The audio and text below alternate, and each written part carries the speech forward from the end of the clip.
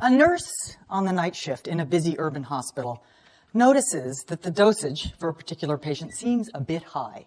Fleetingly, she considers calling the doctor at home to check the order. Just as fleetingly, she recalls his disparaging comments about her abilities last time she called him at home. All but certain the dose is in fact fine. The patient is, after all, on an experimental protocol which justifies the high dose. She heads for the cart, gets the med, and goes toward the patient's bed. Quite far from the urban hospital, a young pilot in a military training flight notices that his senior officer might have made a crucial misjudgment. He lets the moment go by. Far from both of those stories, a senior executive who has recently been hired by a very successful consumer products company to join the top management team has grave reservations about a planned takeover. New to the team, feeling like an outsider, everyone else is so enthusiastic about the plan, he doesn't say anything. These are 3 episodes of workplace silence when voice was necessary. Voice would have been helpful. Now, you may think, if I were in their shoes, I wouldn't do that. Or you may be aware, as I am, of just how often this happens in the modern workplace. So I've been fascinated by this problem for a long time. Why does this happen? It's quite simple, actually.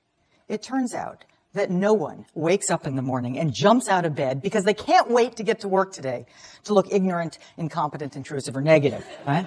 No, on average, we prefer to look smart and helpful and, positive and helpful. So the good news about all this is that it's very easy to manage, right? Don't want to look ignorant? Don't ask questions. Don't want to look incompetent? Don't admit weakness or mistake.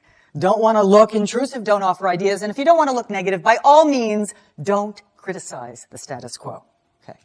Now, this strategy, the good news about this very successful strategy is that it works for self-protection. The psychologists call this impression management, and there's a great deal of evidence that we're quite good at it. We learn how to do this sometime in grade school. By the time we're working adults, it's all but second nature. Have you ever had a question and you look around and you don't ask it? No one else seems to be asking. Maybe you're supposed to know. You think, I'll figure it out later, right? So why does this matter? It matters because every one of these moments, every time we withhold, we rob ourselves and our colleagues of small moments of learning. And we don't innovate. We don't come up with new ideas. We are so busy, unconsciously for the most part, managing impressions that we don't contribute to creating a better organization. The nurses don't call. The pilot doesn't speak up. The executive doesn't say anything. So the good news is that not every workplace is, in fact, this way. There are some workplaces where people absolutely wake up in the morning, if not eager, at least willing and ready to take the interpersonal risks of learning. I call these special workplaces ones that have psychological safety. Now, I'll define psychological safety as a belief that it's absolutely okay, in fact, it's expected, to speak up with concerns, with questions, with ideas, with mistakes. Okay, so how do you build it? What do you do? If you're a leader and you say, wow, I want to have psychological safety in my workplace, let me just suggest 3 simple things you can do so that that nurse does make the call. The pilot does speak up. The executive even reveals his concern about the takeover. First, frame the work as a learning problem, not an execution problem.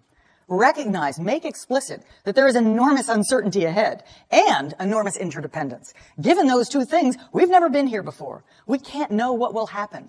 We've got to have everybody's brains and voices in the game. That creates the rationale for speaking up. Second, acknowledge your own fallibility, right? You know you're fallible. Say simple things like, I may miss something. I need to hear from you. This goes, by the way, for subordinates and colleagues, peers alike.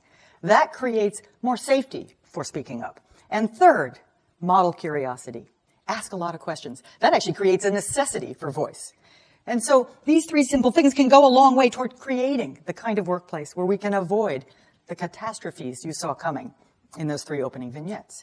Now, at this point in describing and teaching about these things, most managers I talk to start to get a little nervous. Right? They say, I get it. I understand how this could really help people learn. I understand, and I want to hear about errors. But are you saying I have to dial back a little on excellence? Is it no longer possible to hold people accountable for great results, to hold their feet close to the fire? And I say no. In fact, I don't think it's a trade-off. I think it's 2 separate dimensions, right? 2 dimensions that you have to think about. In fact, when I'm talking about psychological safety, I'm essentially talking about letting up on the brakes. right? I'm not talking about the gas. I'm not talking about motivation.